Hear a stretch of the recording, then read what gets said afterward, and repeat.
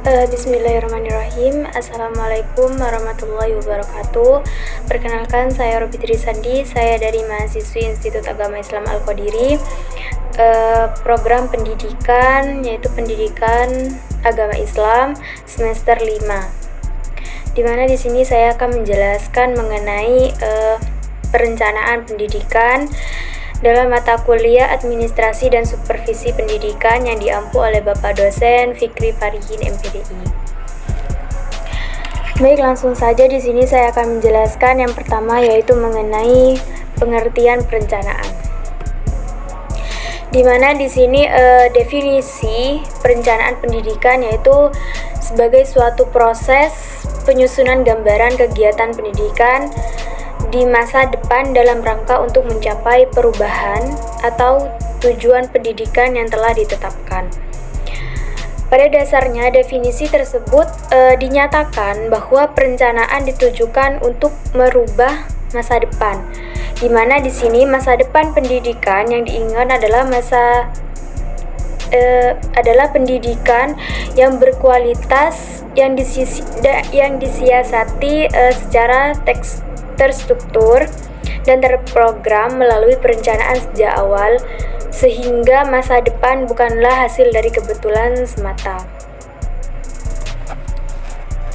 Dengan demikian, perencanaan pendidikan yaitu proses menetapkan keputusan yang berkaitan dengan tujuan-tujuan yang akan dicapai, kemudian sumber-sumber yang akan diberdayakan, dan teknik atau metode yang dipilih secara tepat untuk melaksanakan tindakan kurun waktu tertentu agar penyelenggaraan sistem pendidikan dapat dilaksanakan secara efektif, efisien, dan bermutu. Kemudian di sini ada tujuan perencanaan, di mana perencanaan pendidikan itu memiliki tujuan, yaitu perencanaan pendidikan di lingkup sekolah atau di lembaga bertujuan untuk yang pertama apa? Menjamin agar perubahan atau tujuan pendidikan yang telah ditetapkan dapat dicapai dengan tingkat kepastian yang tinggi dan risiko yang kecil. Kemudian yang kedua, mendukung koordinasi antar pelaku sekolah. Yang ketiga, menjamin terciptanya integrasi, sinkronisasi, dan sinergi baik antar pelaku sekolah, antar sekolah dan dinas pendidikan kabupaten atau kota, dan antar waktu, menjamin keterkaitan dan konsistensi antara perencanaan, penganggaran, pelaksanaan, dan pengawasan. Dan kemudian yang terakhir apa? Yaitu mengoptimalkan partisipasi warga sekolah dan masyarakat, dan menjamin tercapainya penggunaan sumber daya secara efisien, efektif, berkeadilan, dan berkelanjutan. Kemudian di sini saya menjelaskan mengenai yang ketiga yaitu pendekatan perencanaan, di mana berdasarkan besaran organisasi, perencanaan pendidikan memiliki skop dari ukuran mikro sekolah, meso yaitu kabupaten, kota, ataupun provinsi, dan yang ketiga yaitu makro yaitu secara nasional pada tiap jenis, jenjang, dan satuan pendidikan, di mana di sini dalam perumusannya yaitu perencanaan pendidikan dapat menggunakan pendekatan perencanaan tenaga kerja, yaitu pendekatan permintaan sosial, pendekatan nilai baik, dan pendekatan biaya efektivitas. Yang pertama yaitu perencanaan tenaga kerja, di mana contohnya yaitu pendidikan yang mengarah pada pendekatan tenaga kerja adalah program life skill di sekolah dan board-based education. Kemudian yang kedua apa? Yaitu pendekatan permintaan sosial, di mana di sini bahwa perencanaan pendidikan mengakomodasi aspirasi dan tuntutan yang berkembang di masyarakat dalam berbagai dimensi kehidupan seperti moral, sosial, ekonomi, dan lain sebagainya. Contohnya yaitu perencanaan pendidikan dalam permintaan sosial yaitu mengarah pada pendekatan ini adalah pendidikan inklusi wajar 9 tahun. Kemudian ada pendekatan nilai baik, dan yang terakhir yaitu pendekatan sistem, di mana contoh dari pendekatan sistem yaitu perencanaan sekolah efektif, yaitu program peningkatan mutu pada setiap jenis dan jenjang pendidikan. Langsung saja di sini juga menjelaskan mengenai prinsip-prinsip perencanaan. Kemudian yang keempat yaitu mengenai prinsip-prinsip perencanaan, di mana di sini Depdiknas pada tahun 2006 merinci prinsip perencanaan pendidikan, yaitu ada 12.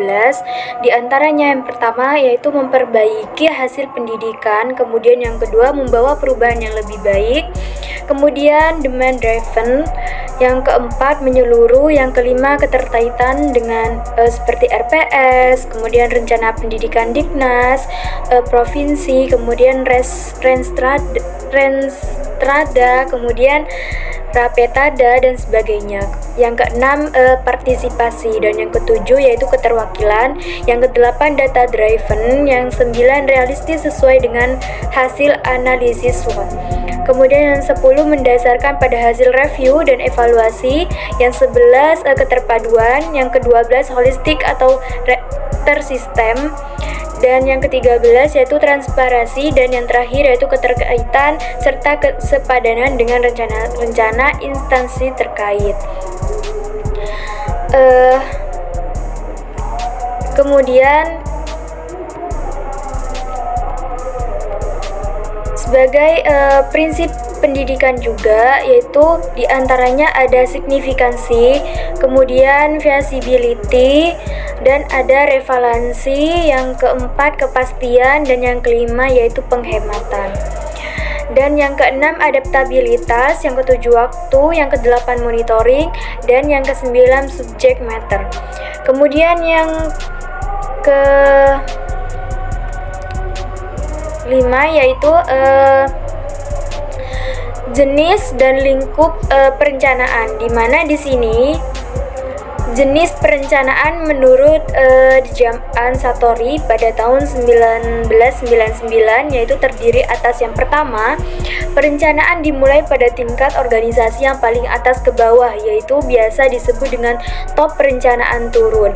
Kemudian yang kedua ada perencanaan dimulai pada tingkat organisasi yang paling bawah ke atas, yang biasa disebut dengan perencanaan dari bawah ke atas. Kemudian yang ketiga ada perencanaan diagonal horizontal, yang keempat ada rencana tergulir, yang kelima ada gabungan top down dan bottom up planning. Kemudian yang keenam ada perencanaan strategis, dan yang ketujuh ada operasional.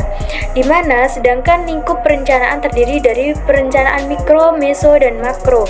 Di mana perencanaan mikro yaitu adalah suatu perencanaan pada level operasional ditujukan secara khusus untuk memperbaiki kemampuan dan kinerja individu atau kelompok kecil.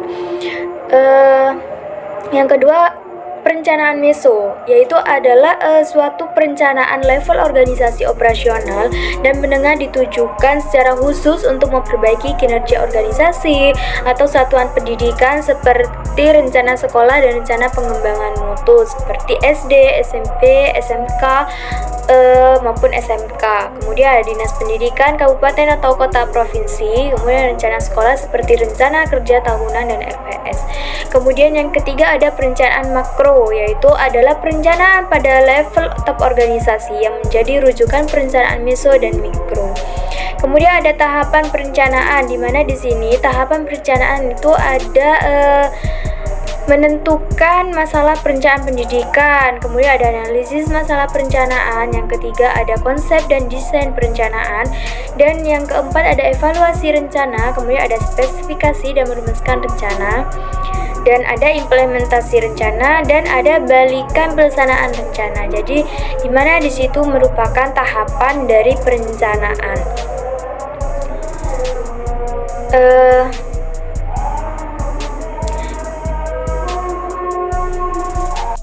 Dan di mana di dalam perencanaan tersebut terdapat beberapa hal yang penting, yaitu diantaranya adalah merumuskan visi, misi, dan nilai lembaga.